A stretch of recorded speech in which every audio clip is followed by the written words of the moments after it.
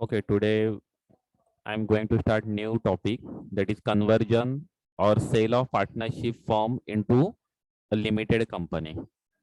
Okay, it is same in the last topic. We have conversion of firm into firm, that is amalgamation of firm. One firm merges with the another firm and form a new firm. Okay, तिथे partnership फर्मच create होत होती ती, पण इथे आता दोन firm combine होऊन तुम्हाला एक नवीन कंपनी क्रिएट होणार आहे. ओके, पब्लिक कंपनी किंवा प्रायव्हेट कंपनी, इथे नवीन कंपनी क्रिएट होणार आहे. ओके, कंपनी आणि फर्म मध्ये डिफरन्स आहे. इथे पार्टनरशिप फर्म क्रिएट होत होतं, तिथे नवीन पार्टनरशिप फर्म क्रिएट होत होतं, इथे काय क्रिएट होणार आहे, नवीन कंपनी क्रिएट होणार आहे. Okay, this is the major difference between this two topic. But there are many similarities in preparation of ledger account and preparation of new company journal entries.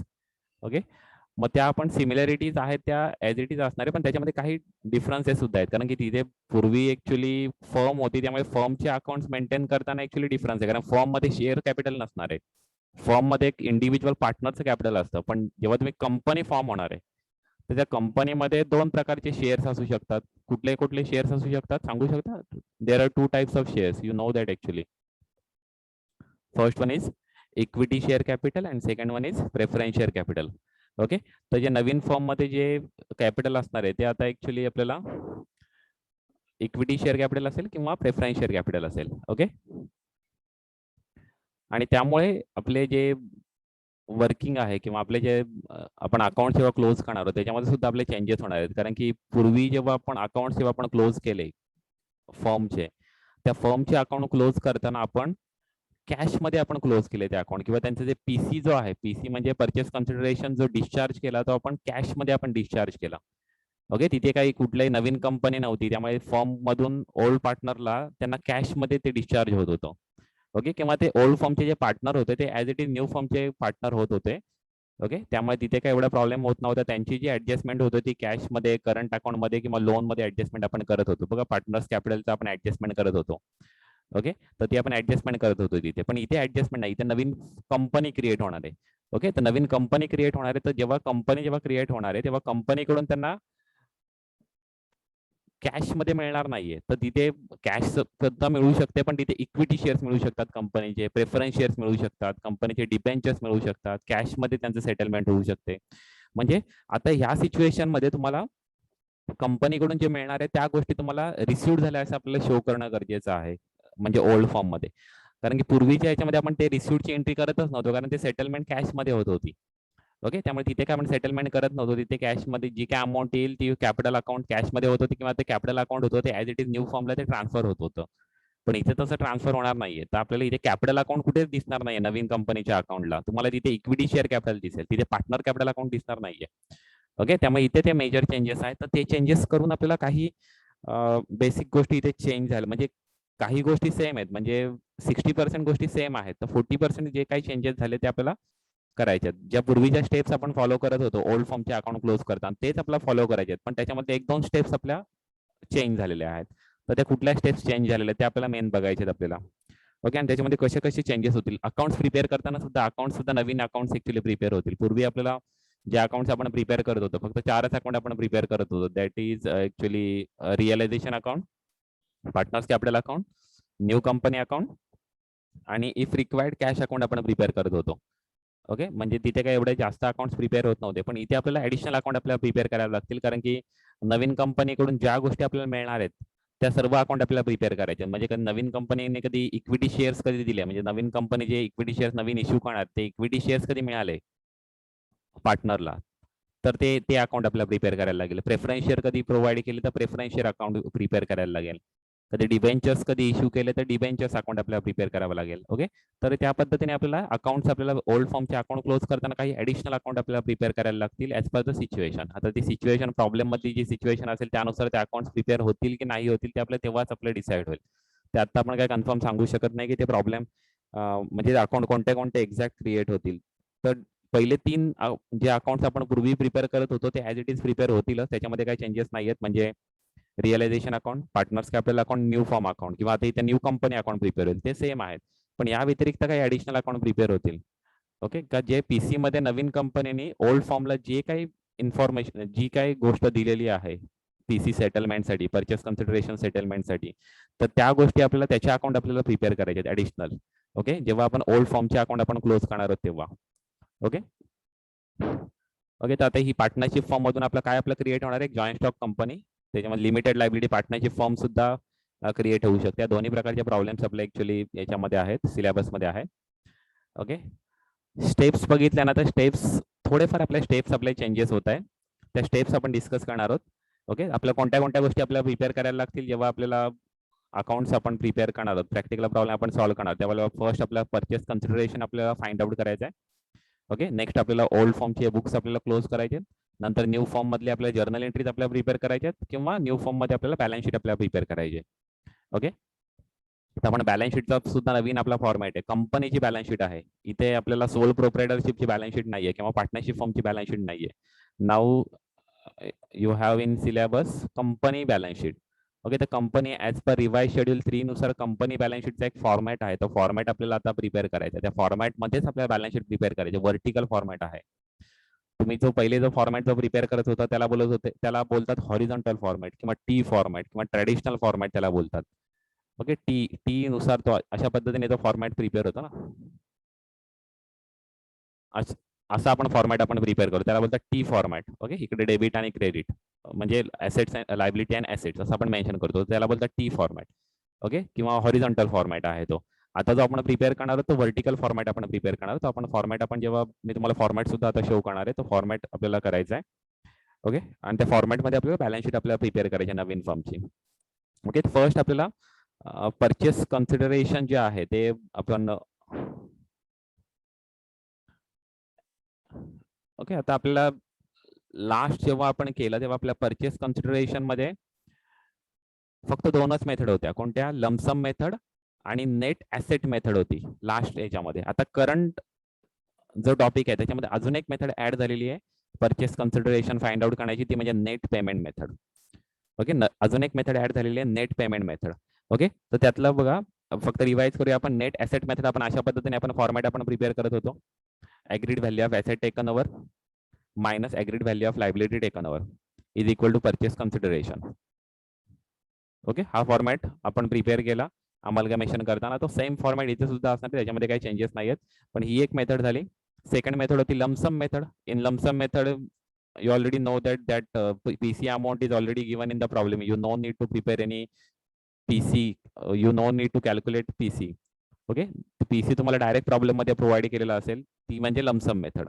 आणि तिसरी मेथड आहे ती म्हणजे net payment method. आता current problem मध्ये आपल्याला current topic मध्ये आपल्याला नेट पेमेंट मेथडचे सुद्धा आपल्या प्रॉब्लेम्स असतील. आता नेट पेमेंट मेथड म्हणजे काय की ऍक्च्युली फॉर पार्टनर्स.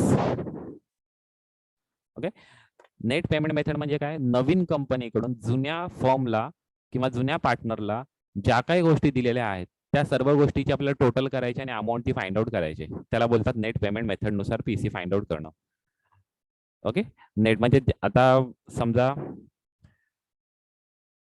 नवीन कंपनीने प्रेफरन्स शेअर दिले, तर प्रेफरन्स शेअर्स अकाउंट, आपल्या प्रेफरन्स शेअर्स किती दिले, त्याचे नंबर ऑफ प्रेफरन्स शेअर, त्याची इश्यू प्राइस म्हणजे फेस व्हॅल्यू किती होती, इश्यू प्राइस येईल, फेस व्हॅल्यू ना इश्यू प्राइस, म्हणजे ते कधी प्रीमियमला इश्यू केले असतील तर इन्क्लुडिंग प्रीमियम अमाऊंट येईल, कधी डिस्काउंटला इश्यू केले असतील तर एक्सक्लुडिंग डिस्काउंट अमाऊंट येईल. ओके, इश्यू प्राइस काय आहे ती मेन्शन होईल आणि अमाऊंट फाइंड आउट होईल, ते अमाऊंट आपल्याला मेन्शन करावी लागेल. सेम इक्विटी शेअर दिली असेल इक्विटी शेअर्स मेन्शन होतील, डिबेंचर दिली असेल तर डिबेंचर मेन्शन होतील, number of debenture, issue price आणि अमाऊंट. आणि फायनली कधी कॅश कधी दिली असेल तर कॅशची इश्यू प्राइस नसते, कॅशची डायरेक्ट अमाऊंट मेन्शन होईल. ओके, कॅशची डायरेक्ट अमाऊंट मेन्शन होईल. ओके, अशा पद्धतीने, आणि ही टोटल आपण करणार ती म्हणजे परचेस कन्सिडरेशन. पण ही मेथड तुम्ही कधी फॉलो करणार, जेव्हा तुम्हाला प्रॉब्लेम मध्ये एक्झॅक्ट इन्फॉर्मेशन दिलेली आहे, म्हणजे एवढ्या एवढ्या गोष्टी तुम्हाला मिळणार आहेत नवीन कंपनीकडून जुन्या फॉर्मला, एवढ्या गोष्टी मिळणार आहेत, म्हणजे एवढे प्रेफरन्स शेअर मिळणार आहे, 100 प्रेफरन्स शेअर मिळणार आहे, 200 इक्विटी शेअर्स मिळणार आहेत, 300 डिबेंचर्स मिळणार आहेत आणि 1000 रुपये कॅश मिळणार आहे. अशी एक्झॅक्ट इन्फॉर्मेशन दिली तर आपण या मेथडनुसार आपण पीसी फाइंड आउट करणार आहोत. अदरवाईज आपला पीसी जी ओल्ड मेथड आपण फॉलो करत होतो नेट ऍसेट मेथड, त्याच मेथडनुसार पीसी फाइंड आउट होईल. ओके, कधी आपण ही मेथड आपण फॉलो करणार, नेट पेमेंट मेथड, जेव्हा तुम्हाला एक्झॅक्ट इन्फॉर्मेशन दिलेली आहे. एक्झॅक्ट इन्फॉर्मेशन म्हणजे की नंबर ऑफ प्रेफरन्स शेअर्स किती आहे, त्याची अमाऊंट किती आहे, पर शेअर अमाऊंट किती आहे, इक्विटी शेअर्स किती आहेत, नंबर ऑफ इक्विटी शेअर त्याची अमाऊंट किती आहे, डिबेंचर्स किती दिले त्याची अमाऊंट किती आहे, किंवा ह्यातला सर्वात सोडून फक्त एकच गोष्ट दिलेली आहे, फक्त इक्विटी शेअर्सच दिले, तर इक्विटी शेअरची अमाऊंट किती आहे ती आपल्याला एक्झॅक्ट फिगर कधी प्रोव्हाइड केलेली असेल तरच आपण ही मेथड यूज करणार आहोत. अदरवाईज नाही तर बऱ्याच वेळेस प्रॉब्लेम मध्ये सांगता की 10,000 equity share at ₹10 each at par and balance in cash किंवा balance in preference shares of ₹100 each किंवा balance in debentures of ₹100 each. मग बॅलन्स किती आहे आपल्याला माहिती नाहीये. तर माहिती जेव्हा नसेल, जेव्हा इनकम्प्लीट इन्फॉर्मेशन असेल त्यावेळेस आपल्याला मेथड कोणती फॉलो करायची, नेट ऍसेट मेथड आपल्याला फॉलो करायची. ओके, मेथड किती आहे? 3. फर्स्ट लमसम मेथड, त्यामध्ये प्रॉब्लेम मध्ये तुम्हाला ऑलरेडी ती इन्फॉर्मेशन दिलेलं असेल, directly given in the problem असेल, PC is directly given in the problem and there will not any need to calculate the purchase consideration. आपल्या पीसी कॅल्क्युलेट करण्याची गरज नाहीये. सेकंड मेथड कोणती आहे? Net asset method, in which we use this formula, okay, or this chart actually aggregate value of asset taken over minus aggregate value of liability taken over. And last method is net payment method. Okay, in this method we will mention all these things those new company are ready to give to the old firm. Okay, जे नवीन company old फॉर्मला जे काय देणार आहे त्या सर्व गोष्टीची आपण इथे लिस्ट म्हणून मेन्शन करणार आहोत आणि अमाऊंट आपण फाइंड आउट करणार आहोत त्याची. ओके, पण ही आपण मेथड कधी फॉलो करणार आहे? जेव्हा तुम्हाला प्रॉब्लेम मध्ये एक्झॅक्ट इन्फॉर्मेशन दिलेली आहे का पीसी मध्ये कोणत्या कोणत्या गोष्टी नवीन कंपनीने जुन्या फॉर्मला दिलेल्या आहेत ते पूर्ण इन्फॉर्मेशन दिलेली असेल तरच आपण ही मेथड फॉलो करणार. Otherwise we will use this method. म्हणजे बॅलन्स जेव्हा मेन्शन करणार आहेत की एक्झॅक्ट इन्फॉर्मेशन अवेलेबल नसेल तेव्हा आपण पीसी फाइंड आउट करण्यासाठी हीच मेथड आपण यूज करणार आहोत. कुठली method? Net asset method. Okay,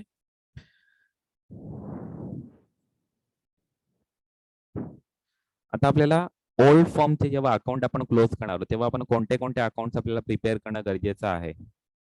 okay, तर ते आपण इथे मेन्शन करतोय. कोणते कोणते अकाउंट? आपल्याला 3 अकाउंट ऍक्च्युली कंपल्सरी आहेत. ते म्हणजे फर्स्ट म्हणजे रिअलायझेशन अकाउंट, सेकंड म्हणजे न्यू कंपनी अकाउंट आणि अजून एक अकाउंट ऍक्च्युली आहे ते म्हणजे कॅपिटल अकाउंट.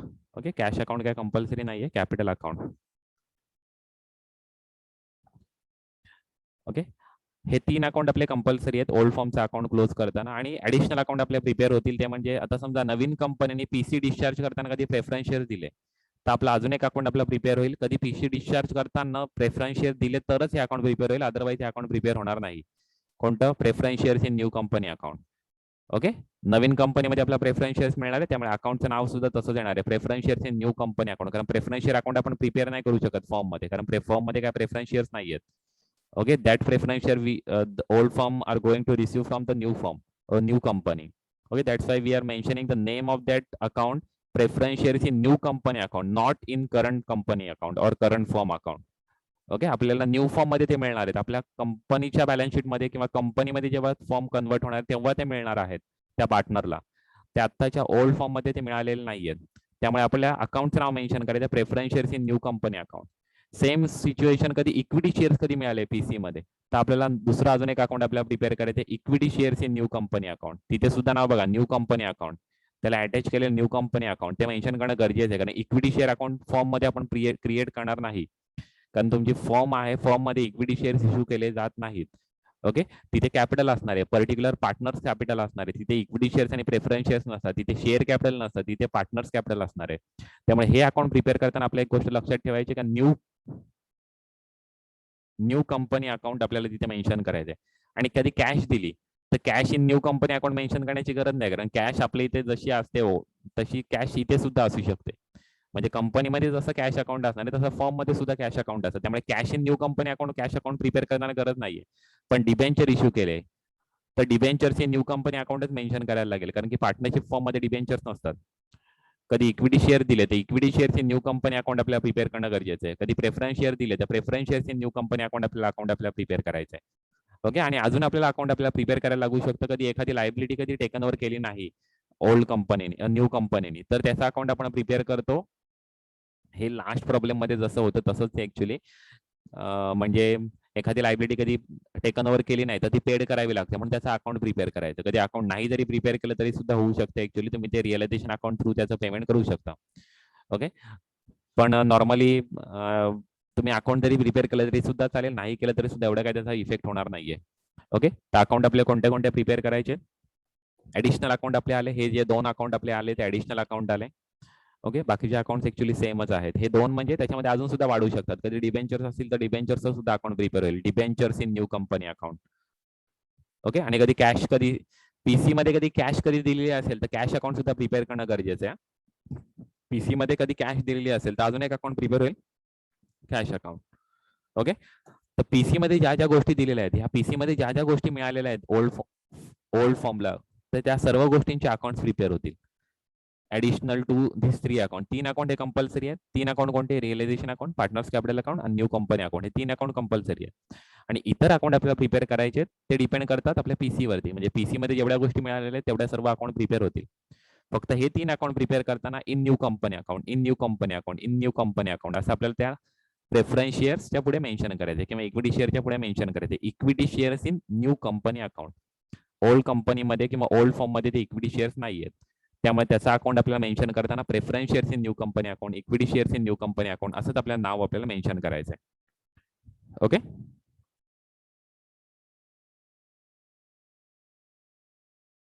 ओके, पुढे बघा. पीसी समजलंय, 3 आहेत. आपण जेव्हा प्रॉब्लेम जेव्हा सॉल्व्ह करू ना तेव्हाच तुम्हाला जास्त क्लिअर होईल. ओके, आता अकाउंट्स, आता आपण जेव्हा आपण बुक्स मधले आपण अकाउंट जेव्हा क्लोज करणार आहोत तेव्हा त्याच स्टेप आपल्याला फॉलो करायच्या. पण काही स्टेप्स ऍडिशनल आहेत त्या फक्त आपल्याला समजून घ्यायच्या. ओके, कोणत्या स्टेप्स ऍडिशनल आहेत ते आपण सर्व स्टेप्स आपण बघणार आहोत. First, transfer of asset to realisation account. आपण ओल्ड फॉर्मचे अकाउंट आपण क्लोज करतोय का? इथे आता ओल्ड फॉर्मचे अकाउंट आपण क्लोज करतोय in the books of old form. Okay, old form मध्ये कुठल्या कुठल्या ट्रान्झॅक्शन होतील आपली फर्स्ट स्टेप्स. त्या स्टेप्स आपल्या सेम आहेत, काही ऍडिशनल स्टेप्स आहेत त्या फक्त आपल्याला समजून घ्यायच्या. Transfer of all asset to realisation account. Okay, at book value. Okay, इथे ऍडिशनल मेन्शन केले whether taken over or not, म्हणजे कधी नवीन कंपनीने टेकन ओव्हर केलेले आहेत की नाही ते महत्वाचं नाहीये. ओल्ड फॉर्मच्या अकाउंट मध्ये ते बॅलन्स शीटला ज्या मेन्शन केलेल्या ऍसेट आहेत त्या सर्व ट्रान्सफर होतील रिअलायझेशन अकाउंटला.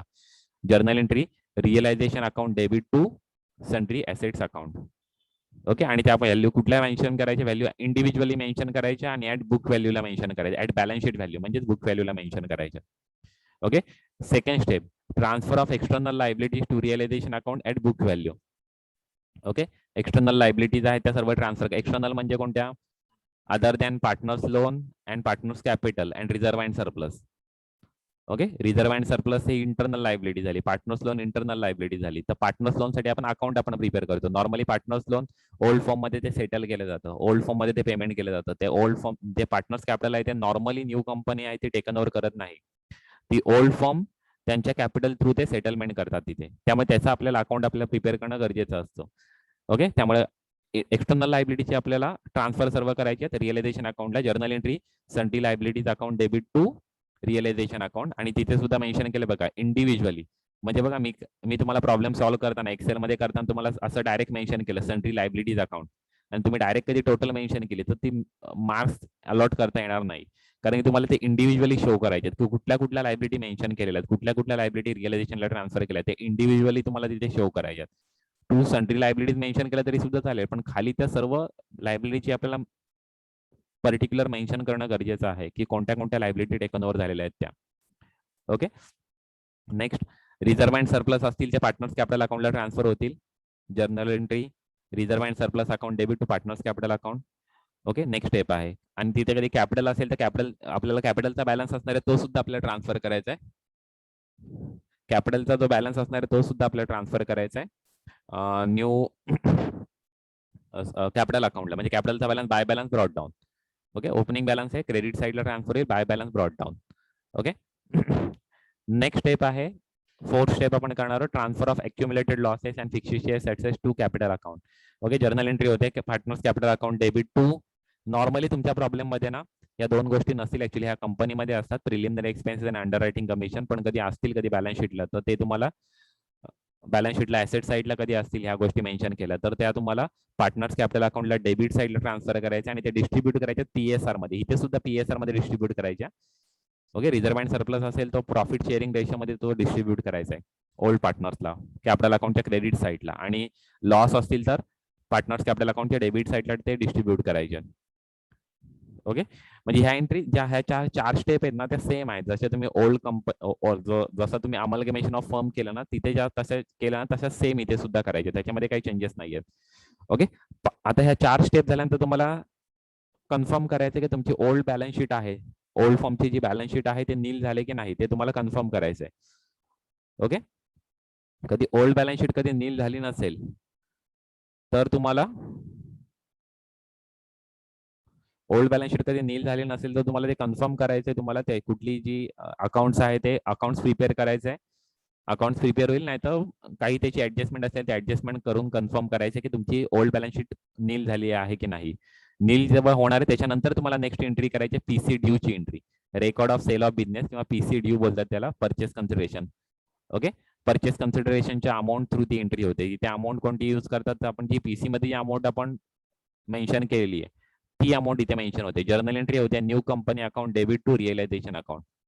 ओके, जर्नल एंट्री काय होते, new company account debit to realisation account. Okay, आता यानंतर आपण ज्या 4 जर्नल एंट्री होतात ना त्या सुद्धा सेमच राहतील. कोणत्या, ऍसेट टेकन ओव्हर, ज्या ऍसेट टेकन ओव्हर केलेल्या नसतील न्यू कंपनीने त्या सोल्डची एंट्री. ओके, म्हणजे sale of asset not taken over by new company. Okay, त्याची journal entry cash or bank account debit to realisation account, कारण की आपण सर्व ऍसेट्स आपण ट्रान्सफर केल्यात रिअलायझेशन अकाउंटला, त्यामुळे जर्नल एंट्री होते cash or bank account debit to realisation account. Okay, next discharge of liability not taken over by new company, journal entry होते realisation account debit to cash or bank account. आणि same अजून 2 journal entry होतील, कधी asset कधी पार्टनरने कधी taken over केली sold करण्याच्या ऐवजी तर जर्नल एंट्री होईल partners capital account debit to realisation account. आणि कधी लायबिलिटी कधी पार्टनरने कधी टेकन ओव्हर केली सोल्ड पेड करण्याच्या ऐवजी तर जर्नल एंट्री होईल realisation account debit to partners capital account. Okay, समजली, इथे टू पार्टनर्स कॅपिटल अकाउंट येईल कधी पार्टनरने टेकन ओव्हर केली तर, आणि इथे कॅशर बँकच्या ऐवजी पार्टनर्स कॅपिटल अकाउंट डेबिट होईल कधी पार्टनरने कधी टेकन ओव्हर केली तर. ओके, तर त्या जर्नल एंट्री होतील 4 जर्नल एंट्री त्या पूर्वी सुद्धा करत होता त्या same journal entry, asset taken over और asset sold, next liability taken over, next liability taken over किंवा लायबिलिटी पेड. ओके, त्या 4 जर्नल एंट्री होतील. त्याच्यानंतर आता एक ऍडिशनल जर्नल एंट्री होणार आहे जी पूर्वीच्या याच्यामध्ये, ओके आपण ही अजून एक जर्नल एंट्री केली तरी सुद्धा चालेल, एक्सपेन्सेस पेड बाय फर्म. आता एक्सपेन्सेस पेड बाय फर्मची जर्नल एंट्री होते जशी आपण पूर्वी करत होतो ना तशीच जर्नल एंट्री होणार आहे realisation account debit to cash or bank account. Okay, journal entry होणार आहे realisation account debit to cash or bank account. पण इथे ना अजून एक सिच्युएशन असू शकते, कधी जे एक्सपेन्सेस आहेत ना ते कधी ओल्ड फॉर्मनी कधी पेड केले ना तर काही प्रॉब्लेम नाही, तर जर्नल एंट्री आपली सेम होणार आहे. जर्नल एंट्री काय होणार आहे, realisation account debit to cash or bank account. पण समजा ते एक्सपेन्सेस आहेत ते कधी न्यू कंपनीने कधी पेड केले तर जर्नल एंट्री होणार नाही. ओके, फर्मच्या अकाउंटमध्ये जर्नल एंट्री होणार नाही. आणि कधी ते न्यू फॉर्म आणि ते जे न्यू फॉर्मने जे पेड केलेले आहेत ना तर आपल्याला काय करावं लागेल, तर ते जे आहेत ना ते आपल्या पीसी मध्ये आपल्याला ते कन्सिडर करायचे, ते आपल्या पीसी मध्ये आपले इन्क्लूड करायचे.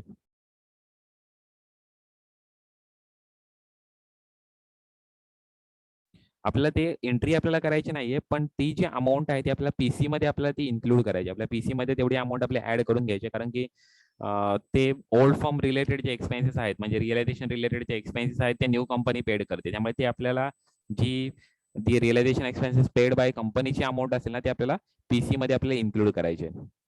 ओके,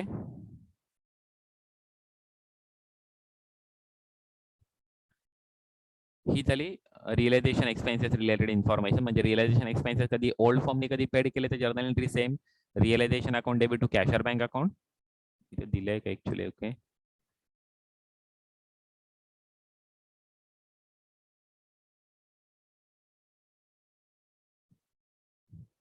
ओके ठीक आहे, इथे प्रोव्हाइड केलेले नाहीयेत. ओके, नेक्स्ट आपल्याला ट्रान्झॅक्शन आपल्याला करायचं आहे ते रिसिप्ट ऑफ पीसी. ओके, म्हणजे आता हे ट्रान्झॅक्शन आपण गेल्या प्रॉब्लेम मध्ये आपण केलेलं नव्हतं. रिसिप्ट ऑफ पीसी म्हणजे पीसी जी अमाऊंट आपण ड्यू म्हणून शो केली बघा, 5व्या स्टेप मध्ये आपण ती अमाऊंट आपण ड्यू म्हणून आपण शो केली का ती अमाऊंट रिसिवेबल आहे न्यू कंपनीकडून. आता आपल्याला ते रिसिव्ह झालेले याची आपल्याला एंट्री करायची. ओके, रिसिव्ह झालेल्याची एंट्री करायची. ती जर्नल एंट्री आपली अशी होणार आहे, जे काय मिळणार आहे न्यू फॉर्म मधून त्या सर्वाला डेबिट होईल. म्हणजे cash account debit, equity shares in new form account debit, preference shares in new form account debit, debentures in new form account debit to new company account. Okay, debentures in new company account, equity shares in new company account debit, cash account debit. म्हणजे जे काय PC मध्ये मिळणार आहे, म्हणजे हे जे PC मध्ये आपल्याला जे काय मिळणार आहे या गोष्टींपैकी जे पीसी मध्ये मिळालेलं आहे त्या सर्वाला आपल्याला डेबिट करायचंय. ओके, त्या सर्वांना आपण डेबिट करणार आहोत. आणि टू न्यू कंपनी अकाउंट हे आपल्या रिसिप्ट ऑफ पीसी ची आपली एंट्री होणार आहे. ओके, आणि त्यानंतर मग तो पीसी रिसिव्ह झाल्यानंतर ना आपल्याला अकाउंट्स आपल्याला क्लोज करायचे. अकाउंट्स क्लोज करताना आपल्याला फर्स्ट आपल्याला रिअलायझेशन अकाउंट आपल्याला क्लोज करायचं आहे. त्याचा जो बॅलन्स असेल तो आपण पार्टनर्स कॅपिटलला आपण ट्रान्सफर करणार आहोत. आणि त्यानंतर मग आपल्याला एक एंट्री आपल्याला करायची आहे, ती म्हणजे disbursement of PC to the partner. म्हणजे आता ही आपण कंपनी थ्रू मिळणाऱ्या त्या गोष्टी आपण मेन्शन केल्या, कुठे आपण त्या अकाउंटला आपण ट्रान्सफर करून घेतल्या. पण आता त्या ज्या गोष्टी मिळालेल्या आहेत त्या पार्टनर्सला आपल्याला डिस्ट्रीब्यूट करायच्या. मग त्या पर्टिक्युलर पार्टनरला जेवढी अमाऊंट येईल त्या शेअर मध्ये ती पार्टनरला किती ट्रान्सफर करायची, त्याचा शेअर आपल्या प्रॉब्लेम मध्ये पीएसआर मध्ये डिस्ट्रीब्यूट करायचे का कशा डिस्ट्रीब्यूट करायची त्याची इन्फॉर्मेशन आपल्या प्रॉब्लेम मध्ये दिलेली असेल तर त्या शेअर मध्ये आपल्याला ते डिस्ट्रीब्यूट करायचे. मग जर्नल एंट्री होते partners capital account debit to share capital account. म्हणजे equity shares in new company account, debentures in new company account, preference shares in new company account to cash account, अशी आपली entry होईल. Okay, म्हणजे आता इथे आपण receipt of PC, receipt of PC कोणाला मिळाला तर फर्मला रिसिव्ह झाले आहे. पण आता फर्मला जे रिसिव्ह झालेले आहेत ते आपण इथे पार्टनर्स मध्ये आपण डिस्ट्रीब्यूट केले ह्या जर्नल एंट्री मध्ये. ओके, तर ह्या दोन जर्नल एंट्री ह्या ऍडिशनल एंट्री आहेत, त्या पूर्वीच्या आपल्या प्रॉब्लेम मध्ये नव्हत्या. ओके, हे झाल्यानंतर मग तुम्ही रिअलायझेशन अकाउंट पाहिजे तर क्लोज करू शकता, हे आधी करू शकता, नंतर रिअलायझेशन अकाउंट क्लोज करू शकता, काही प्रॉब्लेम नाहीये. ओके, नंतर रिअलायझेशन अकाउंट क्लोज करा, कॅपिटल अकाउंटचा बॅलन्स ट्रान्सफर करा, कॅपिटल अकाउंटचा बॅलन्स आपल्याला ट्रान्सफर होईल. ऍक्च्युली कॅपिटल अकाउंटचा आपला बॅलन्स ऍक्च्युली ट्रान्सफर करावा लागणार नाहीये इथे. तर तुम्ही ह्या ज्या ऍडजस्टमेंट केल्या ना, या दोन ऍडजस्टमेंट, तर त्याच्यानंतर तुमचा कॅपिटल अकाउंट सुद्धा टॅली होईल. म्हणजे कॅपिटल अकाउंट टॅली होईल, न्यू फॉर्म अकाउंट टॅली होईल. ओके, तुम्ही ह्या ज्या दोन जर्नल एंट्री केल्या ना, की इथे कॅपिटलचा बॅलन्स कुठेही ट्रान्सफर करण्याची गरज लागत नाही. जसं तुम्ही लास्ट प्रॉब्लेम मध्ये काय करत होता, कॅपिटलचा जो बॅलन्स होता तो न्यू फॉर्म अकाउंटला तुम्ही ट्रान्सफर करत होता, पण तसं इथे करण्याची गरज नाहीये. तुमचा न्यू फॉर्म अकाउंट सुद्धा ऑटोमॅटिकली टॅली होईल आणि तुमचे कॅपिटल अकाउंट सुद्धा ऑटोमॅटिकली टॅली होईल जेव्हा तुम्ही हे ट्रान्झॅक्शन जेव्हा कराल तेव्हा, या दोन जेव्हा एंट्रीज कराल तेव्हा. ओके, अजून एक इथे गोष्ट करावी लागू शकते. काही वेळेस कधी समजा कधी कॅपिटल अकाउंट मध्ये कधी बॅलन्स राहत असेल तर ती ऍडजस्टमेंट आपल्याला कॅश मध्ये करावी लागेल. कधी कॅश अकाउंट आपण प्रिपेअर केलेला असेल आणि कॅश अकाउंट मध्ये काही बॅलन्स राहत असेल, तो कॅश अकाउंटचा बॅलन्स आपल्याला ट्रान्सफर करायचा आहे पार्टनर्स कॅपिटल अकाउंटला. ओके, तर तो बॅलन्स आपण कधी तुम्ही जेव्हा क्लोज करणार ना तेव्हा तुम्हाला ते क्लिअर होऊन जाईल की कशा पद्धतीने ते टॅली होतं. म्हणजे अकाउंट्स आपण जेव्हा प्रिपेअर करणार ना तेव्हा तुम्हाला ते जास्त क्लिअर होईल. Okay,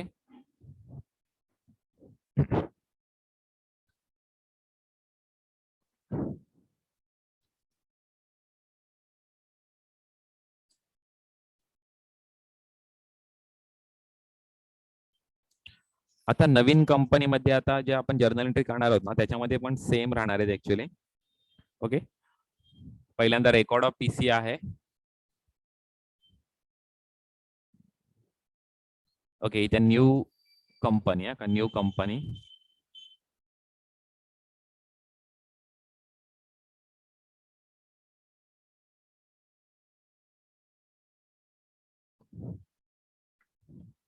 new company. Okay,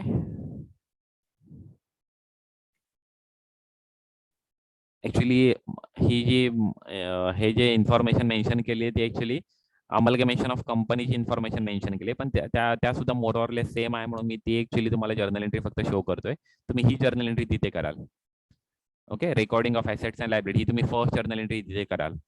okay, ही जर्नल एंट्री करण्याची गरज नाहीये. ओके, तुम्ही ही जर्नल एंट्री कराल assets account debit to liabilities account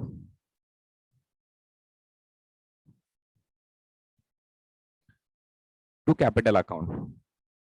okay, to capital नाही actually to vendor firm account. इथे फर्मचं नाव येईल actually to vendor firm account आणि त्याला अमाऊंट येणार आहे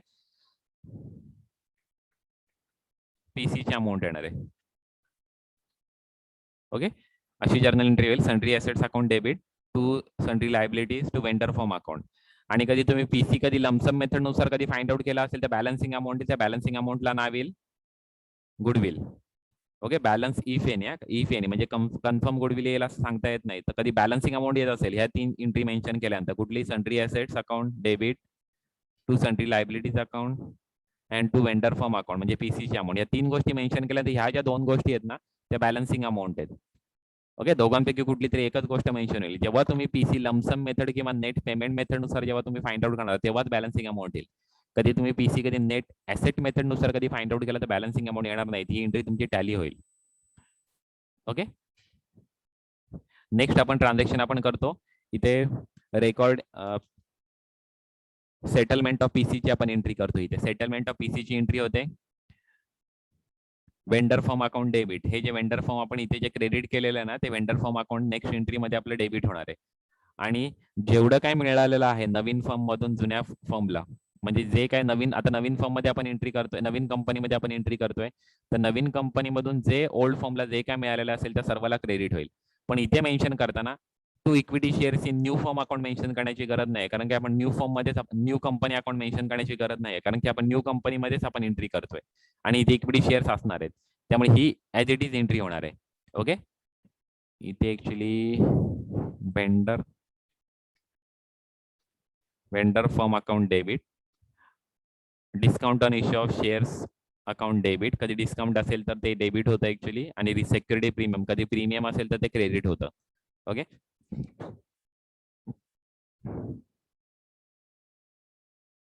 ओके, ही एक जर्नल एंट्री होईल. Journal entry vendor firm account debit to equity share capital account to preference share capital account to cash account, कधी इक्विटी शेअर्स आणि प्रेफरन्स शेअर कधी प्रीमियमला इश्यू केले असेल तर टू सिक्युरिटी प्रीमियम अकाउंट. हे इक्विटी शेअर्स आणि प्रेफरन्स शेअर कधी डिस्काउंटला इश्यू केले असतील तर discount on issue of share account. Okay, अशा पद्धतीने जर्नल एंट्री होईल.